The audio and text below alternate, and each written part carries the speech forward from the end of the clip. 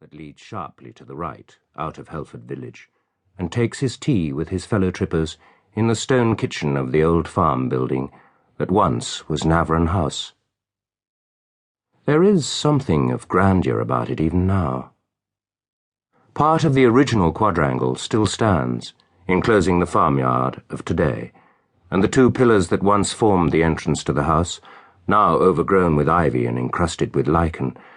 serve as props to the modern barn and its corrugated roof. The farm kitchen where the tripper takes his tea was part of Navron dining hall,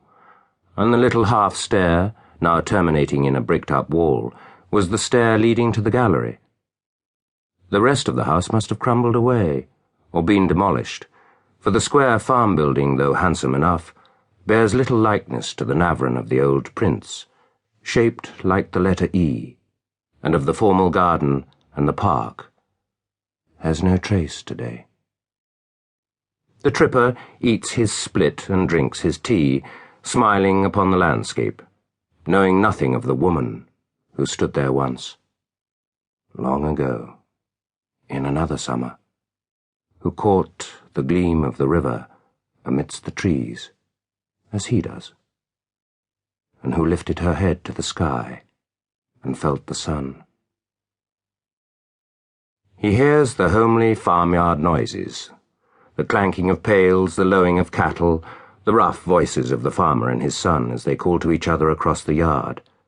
but his ears are deaf to the echoes of that other time, when someone whistled softly from the dark belt of trees, his hands cupped to his mouth, and was swiftly answered by the thin, stooping figure crouching beneath the walls of the silent house, while above them the casement opened, and Dona watched and listened, her hands playing a little nameless melody upon the sill, her ringlets falling forward over her face. The river flows on. The trees rustle in the summer wind,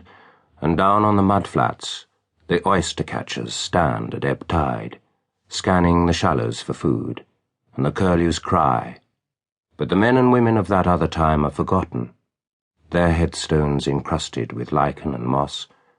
their names indecipherable. Today, the cattle stamp and churn the earth over the vanished porch of Navron House, where once a man stood as the clock struck midnight,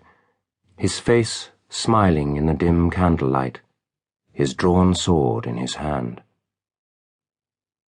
In spring, the farmers' children gather primroses and snowdrops in the banks above the creek, their muddy boots snapping the dead twigs and the fallen leaves of a spent summer, and the creek itself, swollen with the rains of a long winter, looks desolate and grey. The trees still crowd thick and darkly to the water's edge, and the moss is succulent and green upon the little quay where Dona built her fire and looked across the flames and laughed at her lover. But today, no ship lies at anchor in the pool, with rakish masts pointing to the skies. There is no rattle of chain through the hawse hole, no rich tobacco smell upon the air, no echo of voices coming across the water in a lilting foreign tongue.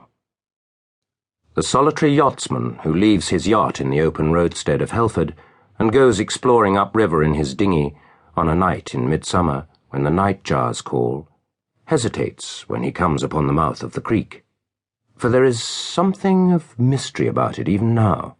something of enchantment. Being a stranger, the yachtsman looks back over his shoulder to the safe yacht in the roadstead,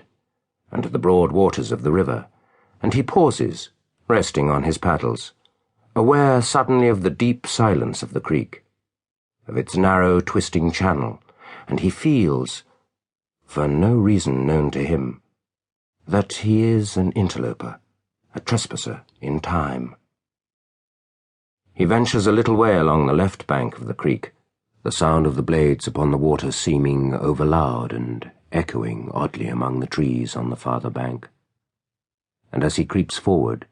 the creek narrows. The trees crowd yet more thickly to the water's edge, and he feels a spell upon him, fascinating, strange.